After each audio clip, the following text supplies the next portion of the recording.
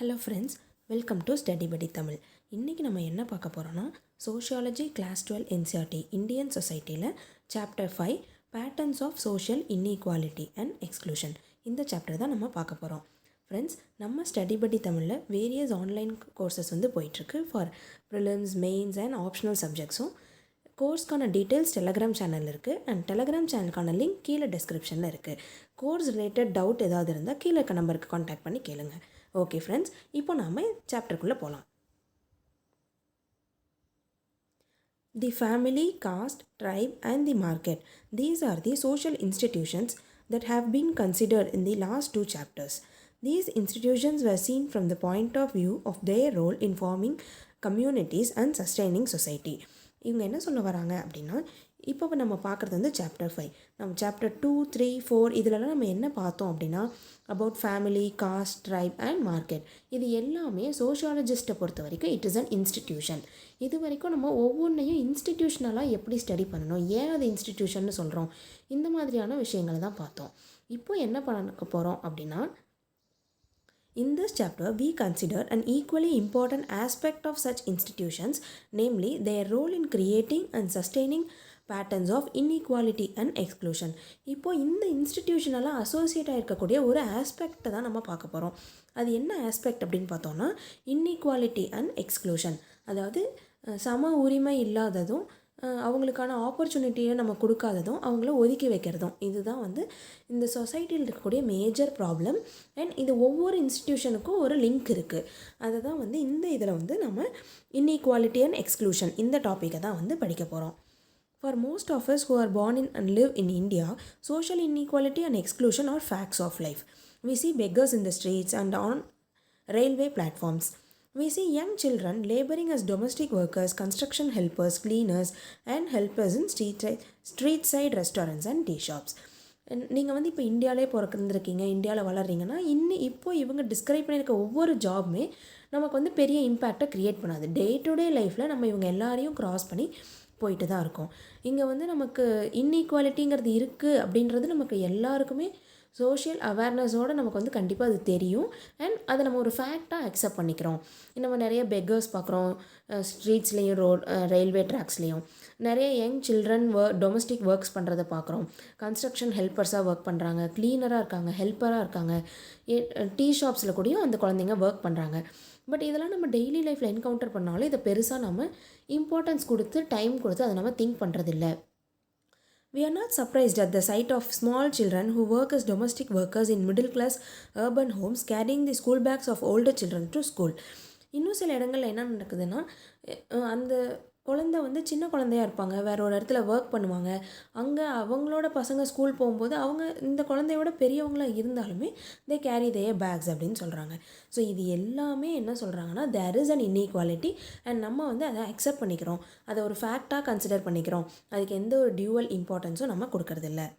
It does not immediately strike us as unjust that some children are denied schooling. நம்ம இது தப்பு, இது unjust, இது அந்த குழந்தைய விட இந்த குழந்தை வயசு கம்மி, ஆனால் இவங்க அதிகமான ஒர்க் பண்ணுறாங்க, அந்த குழந்தைக்கு கிடைச்ச சில ஃபெசிலிட்டிஸ் இந்த குழந்தைக்கு கிடைக்கல, பேசிக் அம்யூனிட்டிஸே கிடைக்கல, இது சோஷியல் அன்ஜஸ்ட், இந்த மாதிரியான ஒரு கான்ஷியஸ்னஸ் நமக்கு டே டு டே லைஃப்பில் வரதே இல்லை.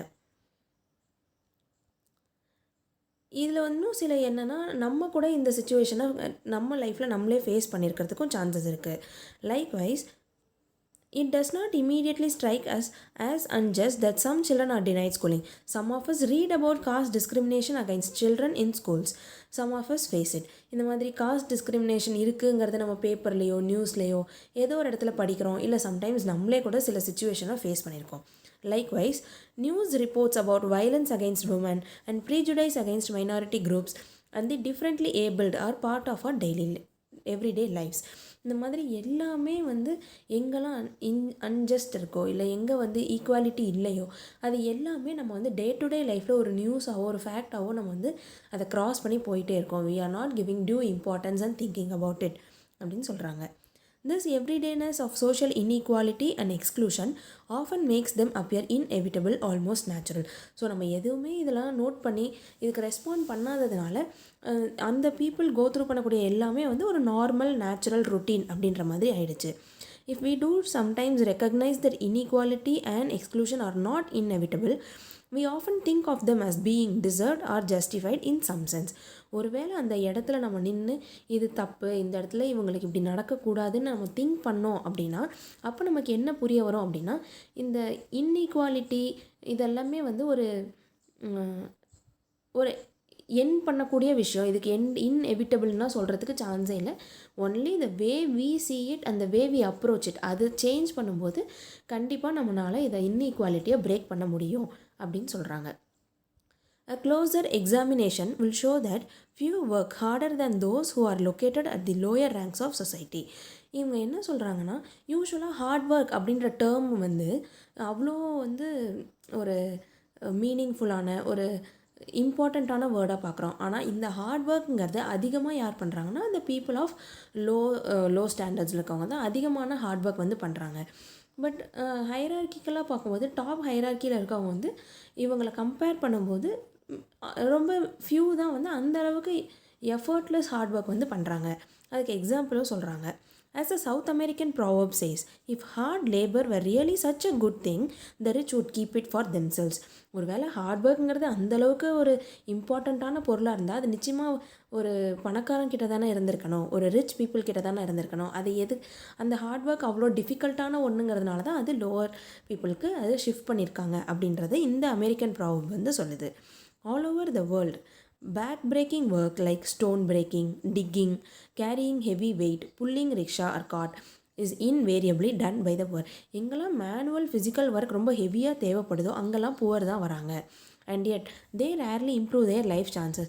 நிறைய ப்ராப்ளம்ஸ் வந்து கேட்டிருப்போம். Hard work is something you need so that you can improve your life. அந்த மாதிரி ஹார்ட் ஒர்க் பண்ணால் லைஃப்பில் ஜெயிச்சிடலாம் அந்த மாதிரியெல்லாம் சொல்கிறோமே.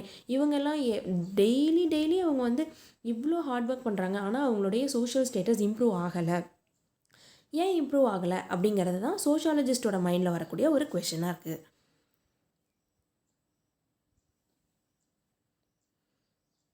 And yet they rarely improve their life chances. How often do we come across a poor construction worker who rises to become even a petty construction contractor? நம்ம லைஃப்பில் எவ்வளோ பேர் நம்ம பார்க்குறோம் கன்ஸ்ட்ரக்ஷன் ஒர்க்கில் இன்வால்வ் ஆகிருக்கவங்க, ரொம்ப அதிகமான ஹார்ட் ஒர்க் பண்ணுறவங்கள பார்த்துருக்கோம். ஆனால் அவங்க எல்லாம் அவங்க லைஃப் டைமில் நான் இனிஷியலாக ஸ்டார்ட் பண்ணும்போது இவ்வளோ ஒரு ஹார்ட் ஒர்க்கராக ஸ்டார்ட் பண்ணேன், ஆனால் ஃபினிஷ் பண்ணும்போது நான் ஒரு அட்லீஸ்ட் பெரிய லெவல் இல்லைனாலும் ஒரு மைனர் கான்ட்ராக்டராக ஃபினிஷ் பண்ணுறேன்னா அப்படின்னு பார்த்தா 90% ஃபெயில் அப்படின்னு சொல்கிறாங்க. அப்போது ஹார்ட் ஒர்க் பண்ணுறவங்க சக்சீட் ஆகணும்ல, ஏன் ஆகலை? ஏன் அவங்க வந்து அவங்க லைஃப்பில் அந்த ஒரு ஹார்ட் ஒர்க்கை மட்டுமே கண்டினியூஸாக பண்ணிகிட்டு இருந்துட்டு எந்த ஒரு இம்ப்ரூவ்மெண்ட்டுமே இல்லாமல் அவங்களோட லைஃப் வந்து எண்ட் ஆகுது? It is only in films that a street child may become an industrialist. But even in films, it is often shown that such a dramatic rise requires illegal or unscrupulous methods. அப்போது நம்ம நினைக்கக்கூடிய hard work success அப்படிங்கிறது எல்லாமே வந்து சினிமேட்டிக்காக தான் இருக்குது. சினிமாவில் மட்டும்தான் அது பாசிபிள். ஒரு ரேக் பிக்கர் டு ரிச் அந்த ஸ்டோரி வந்து மோஸ்ட் ஆஃப் த டைம் ரொம்ப குவிக்கர் ஏஜில் வந்து நடக்கிற மாதிரி காமிக்கிறது எல்லாமே சினிமாவில் மட்டும்தான் பாசிபிள். ரியல் லைஃப்பில் அது பாசிபிள் இல்லை. அண்ட் மோர் ஓவர் நிறைய சினிமாஸில் வந்து அந்த மாதிரி குவிக் டைமில் ரொம்ப பெரிய சக்ஸஸ் ரீச் ஆகிறவங்க சம் இல்லீகல் ஆக்டிவிட்டியில் இன்வால்வ் ஆகிற மாதிரி தான் சினிமாஸ் கூட ப்ரொஜெக்ட் பண்ணுது அந்த மாதிரி சொல்கிறாங்க. இங்கே வந்து ஒரு ஆக்டிவிட்டி கொடுத்துருக்காங்க, தட் இஸ் நாட் நீடட். ஆக்சுவலாக இங்கே வந்து என்ன சொல்கிறாங்கன்னா, நம்ம ஒவ்வொரு சுச்சுவேஷனையும் வந்து நம்ம லைஃப்பில் நம்ம டெய்லி க்ராஸ் பண்ணுற ஒவ்வொரு பீப்புளையுமே வந்து கான்ஷியஸ்னஸாக நம்ம நின்று நம்மளோட தாட்டை வந்து நம்ம அதை மேலே இம்ப்ளிமெண்ட் பண்ணாவே நமக்கு நிறைய கொஷின்ஸ் வந்து ரைஸ் ஆகுது அப்படின்னு சொல்கிறாங்க. If all other things were equal then personal effort, talent and luck would surely account for all the differences between individuals. இவங்க என்ன சொல்கிறாங்கன்னா, அப்படியே அவங்க ஹார்ட் ஒர்க் பண்ணுறாங்க, சக்சீட் ஆகலை அப்படின்னா பீப்புள் அவங்களுக்கு என்ன காரணம் சொல்கிறாங்க, அவங்களோட சக்ஸஸ் ஏன் இல்லை அப்படின்னா அவங்களோட பர்சனல் எஃபர்ட் டுவர்ட்ஸ் டேலண்ட் அது வந்து அவங்க டெவலப் பண்ணிக்கல, அவங்களுக்கு லக் ஃபேவர் ஆகலை, இந்த மாதிரி நிறைய விஷயங்களை வந்து சொல்லி இது வந்து ஹார்ட் ஒர்க் மட்டுமே அவங்களோட அந்த பொசிஷனுக்கு காரணம் இல்லை, அவங்களுக்கு இன்னும் சில விஷயங்கள் கூட அவங்களுக்கு சப்போர்ட்டிவாக இல்லை. அதனால் ஈக்குவாலிட்டிங்கிறது பாசிபிள், ரொம்ப மினிமலாக தான் பாசிபிள் அப்படின்னு சொல்கிறாங்க. But as in almost always the case, all other things are not equal. It is these non-individual or group differences that explain social inequality and exclusion. பொதுவாகவே இது வந்து ஒருத்தருக்கு மட்டும் இந்த இன்இக்வாலிட்டி இதெல்லாம் நடக்கிறதில்ல, இது ஒரு குரூப்புக்கே நடக்குது. அதனால தான் இந்த சோஷியல் இன்இக்வாலிட்டியை ஒரு சோஷியல் ப்ராப்ளமாக நம்ம எடுத்து படிக்கிறோம். இப்போது ஃபஸ்ட்டு நமக்கு சோஷியல்னால் என்ன, சோஷியல் இன்இக்வாலிட்டி என்ன, சோஷியல் எக்ஸ்க்ளூஷன்னா என்னன்னு தெரியணும். அதுதான் இங்கே சொல்லியிருக்காங்க. What is social about social inequality and exclusion. இந்த சோஷியல் இன்இக்வாலிட்டியும் எக்ஸ்க்ளூஷனையும் நம்ம இவ்வளோ சோஷியல்னு ஏன் சொல்லணும், அது பின்னாடி இருக்க காரணம் என்ன அப்படின்னு கேட்குறாங்க. The questions being asked in this section has 3 broad answers which may be stated briefly as follows. First, இங்கே இருக்கக்கூடிய கொஷனுக்கு நம்ம வந்து 3 விதமாக நம்ம வந்து ஆன்சர் பண்ணலாம். ஒன்று வந்து social inequality and exclusion or social because they are not about individuals but about groups. இங்கே காட்டக்கூடிய சோஷியல் இன்இக்வாலிட்டியும் சரி எக்ஸ்க்ளூஷனும் சரி தனிப்பட்ட ஒருத்தருக்கு இல்லை, அதுக்கு ஒரு சமூகமே அதனால் வந்து பாதிக்கப்படுது. ஸோ அது வந்து சொசைட்டியை பேஸ் பண்ணி இருக்கிறதுனால அது நம்ம சோஷியல்னு சொல்கிறோம். Next, they are social in the sense that they are not economic. Although there is usually a strong link between social and economic inequality. இப்போது மணி மட்டும்தான் அவங்கள இன்இக்வலாக காட்டுதா, ஒருவேளை அவங்கக்கிட்ட மணி இருந்தால் அவங்க ஈக்குவல் ஆகிடுவாங்களா அப்படின்னு பார்த்தா கிடையாது. அப்போது வேறு சில ஃபேக்டர்ஸும் இருக்கிறதுனால there is a clear difference between economic inequality and social inequality அப்படின்னு சொல்கிறாங்க. Third, they are systematic and structured. There is a definite pattern to social inequality. Third, என்ன சொல்கிறாங்கன்னா இந்த இன்இக்வாலிட்டிக்கும் இன்க்ளூஷனுக்கும் there is a structure is there அப்படின்னு சொல்கிறாங்க. எந்த ஒரு சொசைட்டிலையுமே இந்த நீங்கள் எடுத்து பார்த்தீங்கன்னா அங்கே இருக்கக்கூடிய இன்இக்வாலிட்டிக்கு ஒரு பேட்டர்ன் அண்ட் ஸ்ட்ரக்சர் இருக்குது. ஸோ இந்த 3 ரீசன்னால தான் social inequality and social exclusion are social problems அப்படின்னு சொல்கிறோம். இங்கே சோஷியல் இன்இக்வாலிட்டினா என்னென்னா அவங்க என்ன சொல்கிறாங்கன்னா இதில் வந்து 3 டைப் ஆஃப் சோஷியல் இன்இக்வாலிட்டி இருக்குது. ஒன்று வந்து எக்கனாமிக் கேபிட்டல், இன்னொன்று கல்ச்சுரல் கேபிட்டல், இன்னொன்று சோஷியல் கேபிட்டல். நீங்கள் எக்கனாமிக்கலாக ரிச் ஃபேமிலியை பிலாங் பண்ணுறீங்க, உங்களுக்கு எக்கனாமிக்கலாக ஃபினான்ஷியலாக சப்போர்ட் இருக்குது அப்படின்னா you belong to economic capital.